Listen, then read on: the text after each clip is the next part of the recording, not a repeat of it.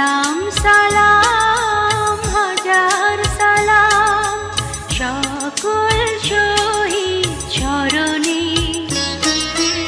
আমার হৃদয়ে রেখে যেতে চাই তাদের স্মৃতির চরণে সালাম সালাম হাজার সালাম।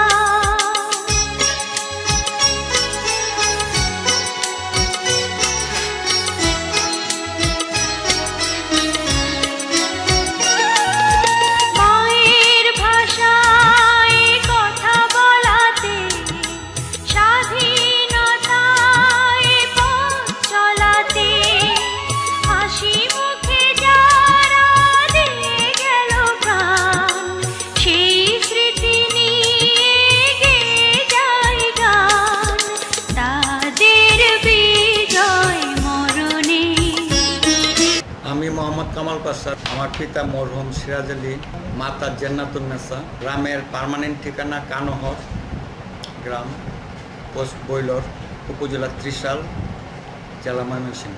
1970 সনে ত্রিশাল থানা ধানিকোল হাই স্কুলের ছাত্র।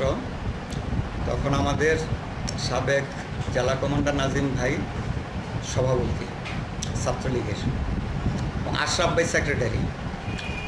আশরাফ ভাই আমাদের ধানিকোল স্কুলে যায় এবং তার সঙ্গে ছিল লতিফ মির্জা চুরখায়ের, সব ছাত্রলীগের নেতা ছিল। তারা যে ছাত্র সংগ্রাম পরিষদ করে এবং সেই পরিষদে আমানুল্লাহ খাট দোকান ছিল ধানিকোলা বাজারে। সেই বাজারে এসে তারা আমাদের একটা কমিটি করে আমাকে সেক্রেটারি এবং আশরাফ নামের ছেলেকে, আমার সহপাঠী, তাকে সভাপতি বানিয়ে আমাদের ছাত্র সংগ্রাম পরিষদ বানিয়ে দেয়। সেখান থেকে আমাদের ছাত্র জীবনে ছাত্র রাজনীতির প্রকাশ ঘটে। 1971 সনে 7ই মার্চের ভাষণের পরে জাতির জন্য কিছু করার জন্য আমার একটা ফিলিংস আসছে যে একটা জাতির জন্য কিছু করব।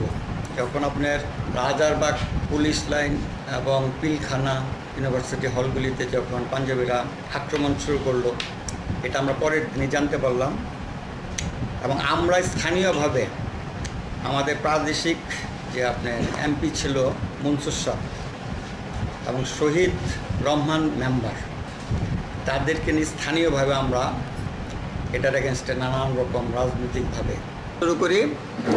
সেখান থেকে পরবর্তীতে যখন আপনারা পাঞ্জাবিরা আমাদের ময়মনসিংহের দিকে, এখানে ময়মনসিংহ আপনার বিডিআর ক্যাম্প আক্রমণ হলো, সেখানে আসলাম আমরা দেখার জন্য। পরবর্তীতে যখন ময়মনসিংহ শহর আক্রমণের জন্য কাউন্টার অ্যাটাক করার জন্য আপনার ময়মনসিংহ শহরে পাঞ্জাবিরা আসলো, টাঙ্গাইল হয়ে আমাদের ময়মনসিংহ রেল পথ, যেটা ঢাকা ময়মনসিংহ রেলপথ হয়ে কাওড়া হয়ে যখন ঢোকা আরম্ভ করলো এবং ভৈরব থেকে যখন আসা শুরু করলো, ভৈরব লাইন হয়ে, তখন আমরা এখান থেকে সরে গেলাম। আমাদের বাড়ি, গ্রামের বাড়ি থেকে আরম্ভ করে আমরা ময়মনসিংহ এসে ময়মনসিংহ থেকে ওই বাড়ি চলে গেলাম। নাজিম ভাইয়ের বাড়ি আমাদের আত্মীয় ওই শ্যামগঞ্জ, ওখানে যে আমার বোনের বাসা থাকা শুরু করলাম। সেখান থেকে পরবর্তীতে আপনার মুক্তিযুদ্ধে চলে যাই, মহিষখোলা হয়ে, কমলাকান্দা মহিষখোলা হয়ে আমি আপনার গারো হিলে উঠি। সেখান থেকে পরবর্তীতে তুরা ট্রেনিং সেন্টারে যাই আমরা মুক্তিযুদ্ধের ট্রেনিং। পরবর্তীতে এসে আমরা এফএফ ক্যাম্পে আসছি। আপনার ফার্স্ট আমাকে অ্যাপয়েন্টমেন্ট দিয়েছে ঢালু এফএফ ক্যাম্পে। সেখানে আমাদের এফএফ কমান্ডার ছিলেন গনি সাহ, আপনি স্থানীয়ভাবে এখানে মুক্তিযোদ্ধারা ছিলেন। একজন ইপিআরের ছিলেন সুবাদার মেজর জিয়াউল হক। তাদের তত্ত্বাবধানে আমাদের যে কোম্পানি ছিল রিয়াজ কোম্পানি এবং বাবু মান্নান, তাদের তত্ত্বাবধানে আমরা তোরা ট্রেনিং সেন্টার থেকে সরাসরি আমরা ঢালু মাচাংপানি একটা ক্যাম্প আছে, সেখানে আসি। সেই এফএফ ক্যাম্প থেকে আমরা ফার্স্ট অপারেশন হিট করি আপনার তন্তর, একটা জায়গা আছে নালিতাবাড়ি বর্ডারে, তন্তরে হিট করি। এবং তন্তরে আমরা প্রায় 15 দিন, একদিন 2 দিন পর পর আমরা আক্রমণ করতাম। ওখানে আপনার কমান্ডার ছিল? ওইখানে কমান্ডার ছিল আমার স্থানীয় কোম্পানি কমান্ডার ছিল আপনার কোম্পানি কমান্ডার ছিলেন রিয়াজ শাহ মুক্তাগাছার, এবং কোম্পানিরই বাবু মান্নান ছিলেন, একটা এফএফ গ্রুপ নিয়ে বাবু মান্নান। তন্তরের যুদ্ধটা ছিল আমাদেরকে ইঞ্জিনিয়ারিং ব্রাঞ্চে 7 জন ছেলেকে আপনার একটা দল করলো, দল করে এখানে যে সুবাদার মেজর জিয়াউল ইসলাম ছিলেন, জিয়াউল হক, উনি বললেন তোমরা এই পার্টিকুলার জায়গায় তোমাদের রেকমেন্ড দেওয়া হইলো তোমরা এই পার্টিকুলার জায়গায় বসে তোমরা হাই এক্সপ্লোজিভের আমরা 9টা এক্সপ্লোজিভ আমাদেরকে দেওয়া হইলো, 2টা স্ট্যান্ড গান দেওয়া হইলো, আমাদের নিজস্ব আপনার ওই গ্রেনেড, ফায়ারিং গ্রেনেড দুইটাই দিছে, গ্রেনেড দিয়ে আমাদের পাঠিয়ে দিল। কিন্তু আমাদের যে আপনার রেকমেন্ড আপনি রাত্রে যায় যেখানে আমাদের আপনার পজিশন নেওয়ার কথা, যে ইন্ডিয়ান থেকে প্যারা বোম মারবে 2টা 10-এ, তোমরা অমুক পজিশনে থাকবে, প্যারা বোম মারার পরে ওপেনিং হবে ফায়ার, তোমরা এক্সপ্লোজিভ ফুটানো আরম্ভ করবে। এটা ফলস একটা আপনার ওই ফ্রিন্স মোটরের শব্দ বা 6 পাউন্ডের শব্দ করার জন্য ওই অংশটার থেকে, যাতে পাঞ্জাবের এলাকা তটস্থ থাকে যেখান থেকে কোনো একটা আক্রমণ হইতেছে, শেলিং আসতেছে। তা আমরা যখন আপনার ফার্স্ট এক্সপ্লোজিভ ব্লাস্ট করছে তখন কিন্তু আমরা আপনার যুদ্ধের সময় কিন্তু আপনি গুলি সম্বন্ধে আমাদের একটা বেসিক আইডিয়া ছিল। পাঞ্জাবেরা তো আপনার ওয়েপন্সটা করতো আপনার ওই চাইনিজ রাইফেলের শব্দটা কিন্তু আমরা রাত্রে পার্টিকুলার বুঝতে পারতাম যে এটা চাইনিজ রাইফেলের শব্দ, চাইনিজ গানের শব্দ। তো চাইনিজ রাইফেলের সিঙ্গেল একটা গুলি আসছে, তখন আমরা পার্টিকুলার বুঝা ফেলছি যে এখানে খুব কাছাকাছি থেকে একটা রেঞ্জের ভিতর থেকে একটা গুলি আসছে। তখন আমরা একটা মজু ক্ষেত, এই মজু ক্ষেত তো বুঝতে পারেন ওই যে ছন ক্ষেতের মতো কাঁটাযুক্ত ঘাস থাকে, ওটা ওদের মজু ক্ষেত। তো মজু ক্ষেতের ভিতরে আমরা পজিশন নিয়ে একটা বড়, এটা তো বাতর বলে আপনার যে ওটা আইল বলে, যেটা আইলকে পজিশন রেখে আমরা ফার্স্ট প্রজেক্ট ব্লাস্ট করলাম। আমরা ছোটোখাটো একটা ব্যাংকারের মতো করছি যাতে আপনার শরীরটা আর কি কোনো রকমের লুকানো যায়। আইলটারে পজিশন রেখে ব্লাস্ট করার সঙ্গে সঙ্গে আমরা ফার্স্টে আসছে একটা সিঙ্গেল একটা গুলি আসছে আমাদের দিকে।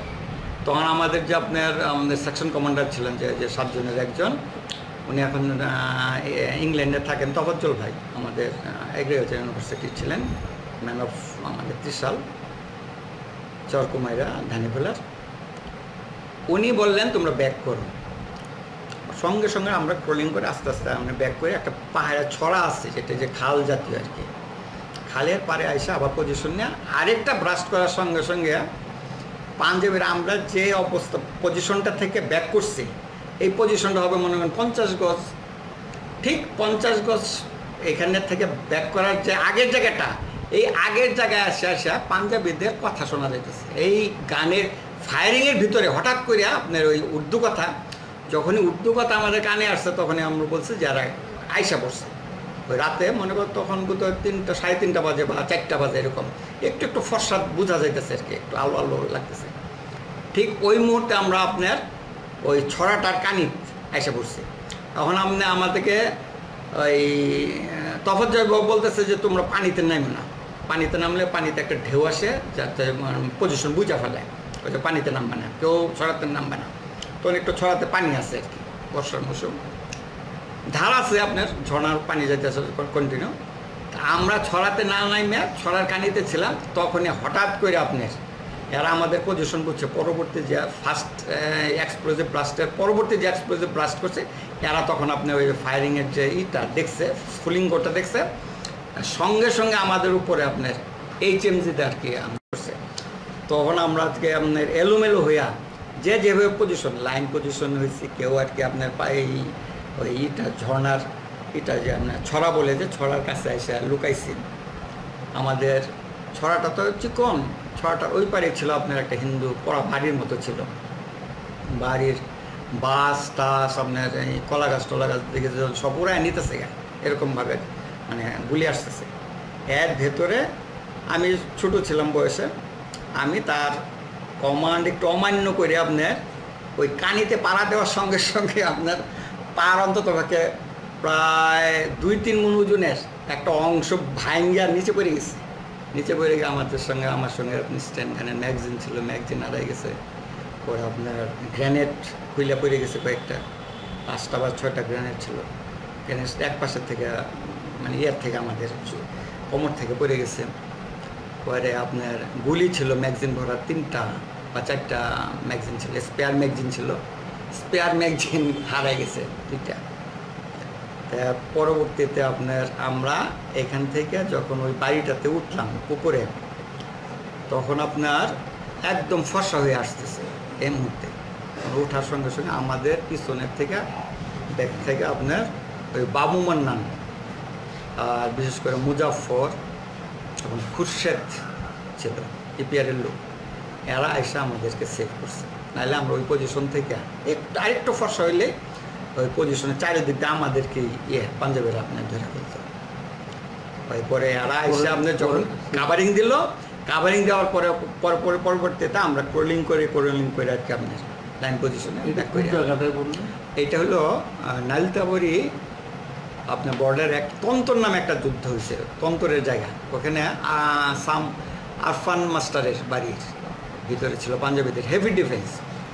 তন্তর অ্যাটাকের পরে আপনার ইমার্জেন্সি কর্নেল উসমানী আমাদেরকে কয়েকটা কোম্পানিকে মার্চ করাইলেন মহিষকড়ার দিকে, রংরা, মানে এটা একটা সিলেট বর্ডারের দিকে। তখন আমরা ওখান থেকে আপনার পায়ে হাইটে প্রায় 1-150 কিলোমিটার, পায়ে হাইটে 1-150 কিলোমিটার আপনার মহিষকলা চলে যাই, রংরা হয়ে মহিষকলা চলে যায়। সেখান থেকে আমরা আক্রমণ করে কমলাকান্দা, আক্রমণ করে মদন, আক্রমণ করে বারহাট্টা একটা আপনার একদম ওপেন। আমরা রাত্রে যে আক্রমণ করছে পজিশন নিয়েছি, তারপরে আপনার দুপুর 3টা পর্যন্ত আমাদের যুদ্ধ হয়েছে। আমাদের মদনের যুদ্ধ হয়েছে আপনার 3 দিন। আমরা ছিলাম না, আমরা একদিন করে আমরা ব্যাক করছি। পরবর্তীতে তার অন্য কোম্পানি গিয়ে আপনার স্থানীয়ভাবে তারা যুদ্ধ করছে। আমরা মূলত মদন থেকে আমরা আসতে চেয়েছিলাম ত্রিশাল, মদন হয়ে ঈশ্বরগঞ্জ হয়ে আমরা একটা রুটে আমরা ত্রিশাল আসতে চেয়েছিলাম। পরে আমরা পারি না, মদন থেকে পরে আমরা সম্পূর্ণ কোম্পানি উইথড্র করে আমরা চলে যাই মহিষকলা। পরবর্তীতে এখানে কিশোরগঞ্জ এবং নেত্রকোনার কোম্পানিগুলি আর কি আপনার এখানে যুদ্ধ করে, প্রায় 3 দিন যুদ্ধ হয়েছিল মদনের যুদ্ধ। পরবর্তীতে আমরা এসে আমরা কমলাকান্দা আক্রমণ করি। কমলাকান্দা আপনারা দখল করতে পারেন, তো আপনার 3বার আক্রমণ করছি কমলাকান্দা। আমরা ফার্স্টে যখন আক্রমণ করছিলাম তখন ছিল পুলিশ রাজাকার।